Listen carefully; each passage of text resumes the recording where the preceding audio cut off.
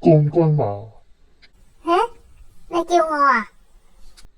黃金巨象，我唔係叫你啊，而係叫馬王中嘅馬王，淆底馬。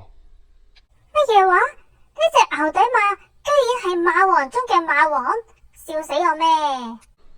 黃金巨象，你係日本馬，唔知咁多嘢噶啦。其實淆底馬係就連六義、同吉、翠可、白勝威，仲有浪漫勇士，都要向佢俯首稱臣嘅馬王中嘅馬王。非洲大嘴鳥，你認錯咗馬啦。其實香港馬王個列表上面根本冇淆底馬呢隻馬嘅，你搞錯咗啦。我先冇搞錯啊！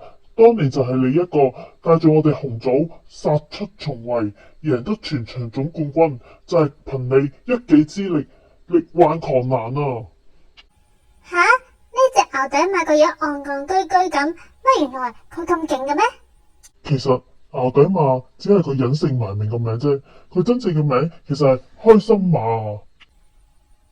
非洲大嘴鳥，算啦，我已經退出江湖，隱姓埋名，唔想再返去香港嘅馬場啦。你留喺呢一度，同嗰隻文文喵唱埋啲白痴歌，唔覺得自己大材小用嘅咩？你知唔知啊？當日杜拜大賽上面嗰啲日本馬嘟起個馬鼻，咁就贏咗我哋嘅浪漫勇士，令到我哋嘅香港馬做到世界馬王。但係如果當日係杜拜比賽嘅係你，相信香港馬一定會做到世界馬王噶。開心馬，返嚟香港啦！香港嘅馬會需要你啊！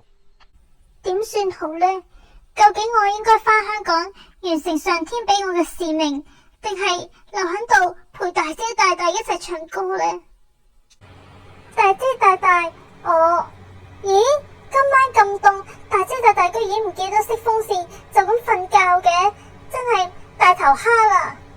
大姐大大咁唔識得照顧自己，如果冇咗我，佢都唔知點算。唉，風繼續吹，不忍遠離，心裏亦有淚，不願流淚望着你，過去多少快樂記憶，何妨與你一起去追，